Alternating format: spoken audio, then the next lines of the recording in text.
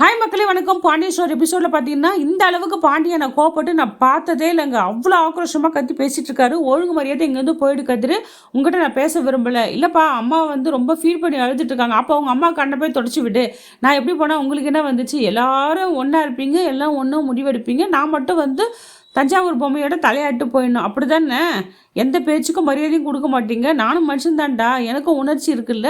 நான் என்னோட கோவதாபத்தை எங்கே கொட்டுறது? தயவு செஞ்சு இங்கே போயிடு, என் கண் முன் நிற்காத. நான் எதனா பேசிடுவேன், தேவையில்லாமல் எங்கன்னா போயிடுவேன்னு சொல்கிறாரு. அப்பப்பா அதெல்லாம் வேணாப்பா, தயவு செஞ்சு மன்னிச்சிருங்கப்பா அப்படின்றாரு. அப்போ உங்கள் அண்ணி தங்கமயில் தப்பு பண்ணிட்டு போனால, பொய் சொன்னான்னு சொல்லிட்டு நீங்கள்லாம் நியாயப்படுத்தி பேசி அந்த வீட்டை விட்டு ஆத்தக்காரி வெளியே அமிச்சா, அப்போ இவனை மட்டும் என்ன சொல்கிறது? கட்டின புருஷனுக்கு அவர் துரோகம் பண்ண மாதிரி தானே சொல்லிட்டு பையனை பார்த்து கேள்வி கேட்குறாரு. ஒரு பக்கம் இந்த செந்திலுக்கு மீனாக்கா சண்டை நடக்குதுங்க. இதெல்லாம் நீ பண்ண தப்பு மீனா. இப்போ அம்மா வந்து இப்படி சொன்னதால அவசரப்பட்டீங்களே அத்தை, ஏன் இந்த விஷயத்த சொன்னேன்னு கேட்குறல்ல. காலத்துக்கும் இந்த விஷயத்தை யாருக்கும் தெரிய வேணாம் நீ நினச்சியா? நீ என்கிட்ட சொல்லியிருக்கணும்ல. இது மாதிரிங்க நானும் ராஜியும் எல்லாரும் திருச்செந்தூரில் பார்த்தோம், இது மாதிரி சம்பவம் நடந்து போச்சு, என்ன பண்ணுறது என்னை நீ கேட்டிருக்கணும். ஒருவேளை அப்பாவுக்கு இந்த விஷயம் தெரிஞ்சிருந்தா அப்பா என்ன சொல்லியிருப்பாரு? அந்த பொண்ணுக்கு வந்து பாதுகாப்பாக எடுத்து வந்து உங்கள் அண்ணன் வீட்டில் விட்டுரு, அவங்க பார்த்துக்கிட்டு தானே சொல்லியிருப்பாரு. அப்பா வந்து இந்த தப்பான முடிவில் எடுத்து சொல்லிக்க மாட்டார். இதனால் யார் வாழ்க்கை பாதிச்சது? ரெண்டு குடும்ப வாழ்க்கை தானே இப்போ பாதிக்குது.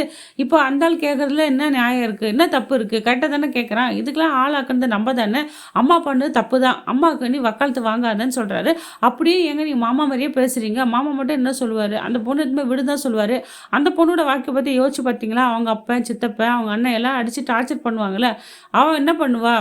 நம்ம வேடிக்கை தான் பார்த்துக்க முடியும், நம்மளால போய் தடுக்க முடியாது. இதெல்லாம் யோசனை பண்ணிங்களா? அதனால் அவங்க அண்ணன்மார் குடும்பத்தை நினச்சி தான் வந்து அத்தை இந்த மாதிரி பண்ணாங்க, கல்யாணம் பண்ணி வச்சாங்க. இதில் ஒன்றும் தப்பு கிடையாது. நாங்களாம் எதனா ஒரு வேலை செஞ்சால் அது பொறுக்காது உங்களுக்குன்றாங்க. இது என்ன ஒரு நல்ல வேலையா இது? இது எவ்வளோ பெரிய விஷயம் தெரியுமா? இதெல்லாம் ஒரு வாழ்க்கை பிரச்சனை. ஏன்னா தானே எல்லாம் முடிவு எடுக்கிறதுக்கு வந்து இது கடையில் வாங்கின மளிகை பொருள் கிடையாது. போன உடனே நம்ம காசு கொடுத்து வாங்குறது வாழ்க்கை பிரச்சனை. தேவையில்லாத வேலை நீ தலையிட தெரியுமா? அதிக பிரசிங்க மாதிரி எல்லா வேலையும் பண்ணிட்டு இருக்க, எனக்கு உடன்பாடு இல்லை. எத்தனை விஷயம் மறைச்சிருக்க. இதே மாதிரி தான் நீ தங்கமயில் அணியோட நகை விஷயத்தையும் நீ இது மாதிரி மறைச்ச.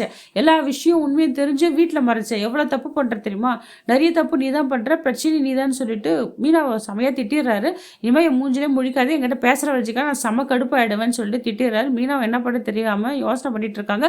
என்னை பொறுத்த வரைக்கும் நான் தப்பு பண்ணலைங்க, நான் கரெக்டாக தான் செஞ்சேன்னு சொல்லிட்டு இருக்காங்க. ஒரு பக்கம் பாண்டியனை வந்து வீட்டுக்கு வந்துடுறாருங்க. வீட்டுக்கு வந்தோன்னே கோமதி மன்னிப்பு கேட்குறாங்க. என்னங்க மன்னிச்சிடுங்க, நான் பண்ண தப்பு தானே, தயவு செஞ்சு என்கிட்ட பேசாத கோமதி. நம்ம புருஷன் முன்னாடி இந்த 30 வருஷம் வாழ்க்கையில் வந்து என்னைக்குனா நான் உங்ககிட்ட மன்னிச்சிருப்பேன், என்னைக்குனா உங்ககிட்ட எந்த விஷயம் நான் மறைச்சிருப்பேனா? நீ வந்து எவ்வளோ விஷயத்த மறைச்சிட்ட பற்றியா?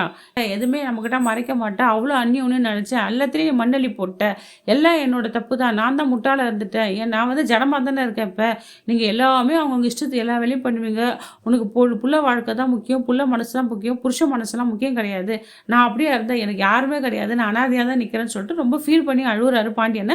அப்படிலாம் இல்லைங்க, நான் இது மாதிரிலாம் பண்ணலங்க, என்றைக்கு நான் உங்களுக்கு துரோகம் பண்ணலைங்க. ஆனால் இந்த விஷயத்த வந்து நான் மறைச்ச தப்பு தாங்க, என்னை மன்னிச்சிருங்க, தெரிஞ்சு இதை செய்யலை. நீங்களும் அது மாதிரி ஒத்துப்பீங்க, உங்கள் மனசும் அது மாதிரி தான் இருக்கும்னு நினச்சேங்க. அது எப்படி நீ முடிவு பண்ணுவேன்? இது ஒருத்தர் வாழ்க்கையோட பிரச்சனை. உங்கள் அண்ணன் வந்து கேட்டு போனாலும் அவன் கேட்டால் தான் கேட்டிருக்கான். அவனுக்கு கேட்ட தப்பு நான் சொல்ல மாட்டேன். அவன் பொண்ணு வாழ்க்கை இப்படி ஆகிப்போச்சுன்னா அவன் ஃபீல் பண்ணுவான். அவன் எங்கன்னா மந்திரி வீட்டில், ராஜா வீட்டில் கொடுத்துருப்பான். நம்ம வீட்டில் வந்து பொண்ணுக்கிட்ட அவங்க என்ன தலையெழுத்தா அப்படின்னா, ராஜி வந்து மாமா என்னை மன்னிச்சிடுங்க, எல்லா விஷயம் என்னால் தானே, அத்தையை திட்டாதீங்கன்றாங்க. அம்மா தயவு செஞ்சு உன் மேலே எனக்கு எந்த கோவம் இல்லைம்மா, நீ கல்யாணம் பண்ணி இந்த வீட்டுக்கு வந்துட்டு நீ எனக்கு கடைசி வரைக்கும் என் மருமக தான். ஆனால் தயவு செஞ்சு சப்பக்கட்டு கட்டிட்டு உங்கள் அத்தைக்கு சப்போர்ட்டாக இங்கே வராதம்மா, இல்லை நான் பேச மாட்டேன்றாரு. அதிரும் சரவணன் சொல்கிறாங்க அப்பா கிட்ட. ராஜு எடுத்து சொல்கிறா, வேணாம் யாரும் என்கிட்ட எதுவும் பேசாதீங்க, என்னை அமைதியாக விடுங்க தயவு செஞ்சு கோமதி. இது வரைக்கும் இந்த 30 வருஷம் வாழ்க்கையில் வந்து நான் எவ்வளோ ஃபீல் பண்ணி அழுதலை, எவ்வளோ வாழ்க்கையில் பிரச்சனை இன்ப துன்பம் கஷ்டப்பட்டிருக்கேன். அப்போல்லாம் கூட நான் மனசு உடையில, உன்னால் நான் மனசு உடைஞ்சு போயிட்டேன். உனக்கும் தங்கமயிலுக்கும் என்ன வித்தியாசம்? தங்கமயில் போய் சொல்லி நகை நட்டு போட்டு ஏமாந்தான்னு சொல்லிட்டு தானே அவள் இந்த வீட்டில் இருக்கக்கூடாது நீ சொன்ன. அப்போ அவளுக்கு உனக்கு என்ன வித்தியாசம்? அப்போ நீ என்ன பண்ணுறது? உடனே நான் பண்ணுறது நீயே சொல்லுன்னு கேட்குறேன். இதை கேட்டால் கோமதி வந்து என்னை மன்னிச்சிருங்க, தயவு செஞ்சு நீ என்ன மன்னிப்பு கேட்டாலும் எனக்கு தெரியாது. இந்த வீட்டுக்குள்ளே நீ நானும் புருஷ முன்னாடி மட்டும்தான், ஊர் உலகத்துக்கு வீட்டுக்குள்ளே பேசவே கூடாது, நான் மூஞ்சிலே முழிக்க மாட்டேன், இப்படி என்னை டார்ச்சர் பண்ணிங்கன்னா இந்த ஊரை விட்டு என்னால் ஓடி போயிடுவேன்னு சொல்லிடுறாரு. இதனால் கோமதி வந்து ரொம்ப மனசு வருத்தப்பட்டு தனியாக வந்துடுறாங்க. நம்ம கதிரும் சரவணனும் சமாதானப்படுத்துகிற, அம்மாவுக்கு வருத்தப்படாதம்மா, அப்பா கோவம் கொஞ்ச நேரம் தான், அப்புறம் சரியாயிடுவாருன்னு எல்லாரும் ஆறுதலாக சொல்லிட்டு இருக்காங்க. ஆனால் பாண்டியனை வந்து பாவங்க ரொம்ப மனசு உடைஞ்சு தான் போயிருக்காரு. இந்த அரமண்ட சக்திவேல் பண்ணதால பாருங்க, இவங்க புருஷன் பொண்டாட்டிக்கு செந்தில் மீனாக்கும் சண்டை, கோமதிக்கும் பாண்டியனுக்கும் சண்டை. போற பக்கத்து இவங்க டிவோர்ஸ் வாங்கிடுவாங்க போல. அந்த அளவுக்கு பிரச்சனை ஆயிட்டு இருக்கு. ராஜி வந்து எல்லாத்துக்கும் என்னால தான் வந்துச்சு கதிர் சொல்லிட்டு ஃபீல் பண்ணி பேசிட்டு இருக்காங்க. அப்பலாம் ஒண்ணும் கிடையாது. நீ என்ன பண்ணுவ? இந்த மாதிரி யதார்த்தமா நடந்து போச்சு அப்படின்றாங்க. ஒருவேளை வந்து நான் உன்னை கல்யாணம் பண்ணிக்கலாம் நீ என்ன பண்ணியிருப்பேன் ராஜி கேட்குறாங்க. உன்னை கொன்னே போட்டுருவேன் அப்படின்ட்டு ரொம்ப பாசமாக தான் இருக்காங்க. போலீஸ் ட்ரைனிங்க்கு நான் சேர்த்து விடுறேன். ஒழுங்காக படித்து போலீஸாக வர வேலையை பாருன்னு கதிர் சொல்லிடுறாரு. இருந்தாலும் ராஜி மனசில் ரொம்ப வருத்தமாக தான் இருக்குது. பாருங்கள் நம்மளால தானே 2 குடும்பம் சண்டை போட்டுக்குது.